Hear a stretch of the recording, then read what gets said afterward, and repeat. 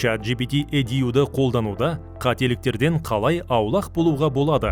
Жасанды интеллект құралдарының барлық артықшылықтарына қарамастан, оларды қолданғанда алдын алуға болатын жиі кездесетін қателіктер бар.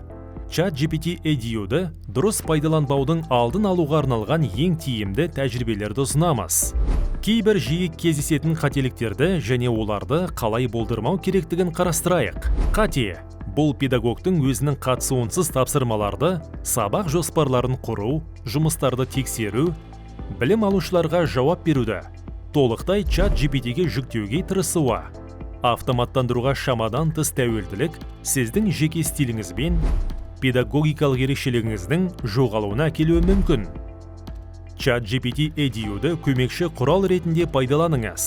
Мысалы, оқу материалдарын таңдау, идеяларды ойлап табу, немесе алдын ала жоспарлау үшін. Дегенмен талдау мен негізгі педагогикалық шешімдерді қабылдауды өзіңізде қалдырыңыз. ChatGPT EDU жауаптарына әрқашан өзіндік ерекшелігіңізді қосып отырыңыз.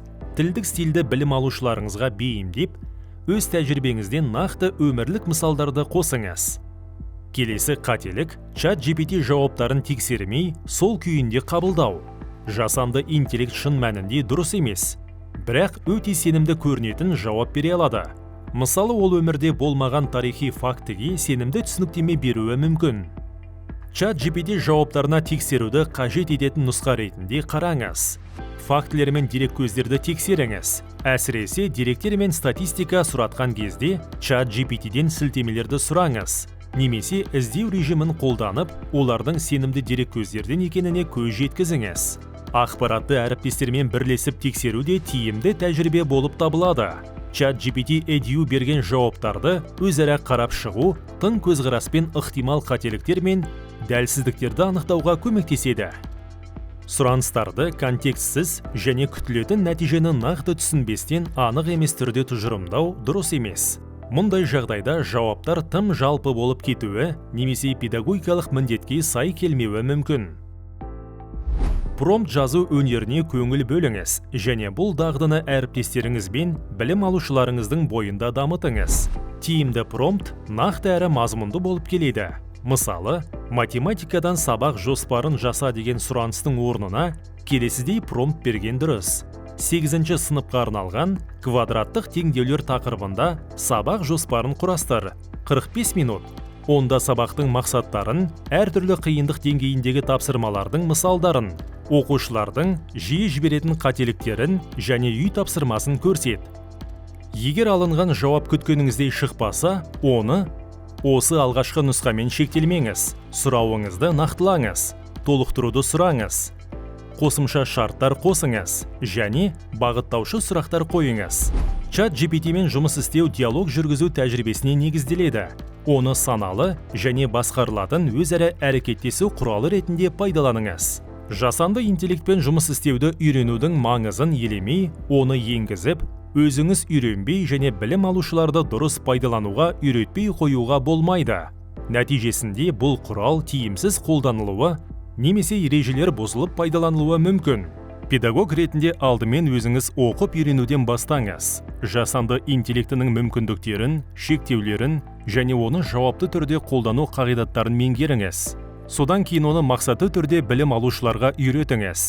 Білім алушыларға жасанды интеллектпен нәтижелі жұмыс істеуге үйрететін сабақтар ұйымдастырыңыз. Үнемі жаттығу, жиі кездесетін қателіктерді талдау және жасанды интеллектіні дұрыс қолдану мысалдарын қарастыру құралды саналы және қауіпсіз пайдалануға ықпал етеді.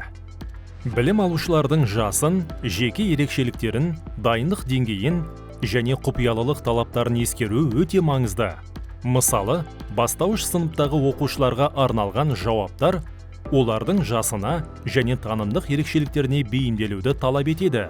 Ал жоғары сынып оқушылары үшін олардың бейіндік бағытын ескеріп, түсіндірудің әртүрлі тәсілдері мен тілін қолданған орында. Әрқашан аудиторияңыздың контекстін ескеріңіз. ChatGPT профиліндегі пайдаланушы нұсқаулары функциясын пайдаланыңыз. Пәнді, білім алушылардың жасын, оқыту тілін, сыныптағы оқушы санын және сыныптың деңгейін көрсетіңіз. Мысалы, мен 5-ші сыныпта химия пәнінен орыс тілінде сабақ беремін. Сыныбымда 30 оқушы бар. қабілеттері әртүрлі. Бұл жасанды интеллектке бірден осы көрсетілетін параметрлерге негізделген жауаптар әзірлеуге мүмкіндік береді. Сонымен қатар, қауіпсіздік баптауларын бақылаңыз. ChatGPT Edu орынсыз ақпаратты сүзгіден өткізгенімен, сезімтал тақырыптармен жұмыс істегенде, педагогтың модератор ретіндегі рөлі шешуші болып қала береді.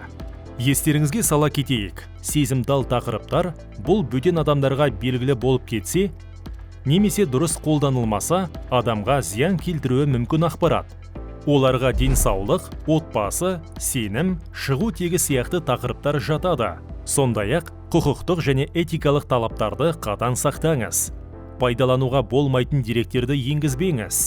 ChatGPT Edu жұмысының нәтижелерін соңғы өнім емес, жоба ретінде қарастыру арқылы сіз өзіңіздің аналитикалық қабілеттеріңізді сақтайсыз және оқушылардың білім алып дамуына көмектесетін дәл ақпарат пен сабақтар алуын қамтамасыз ететініңізді назарға алыңыз.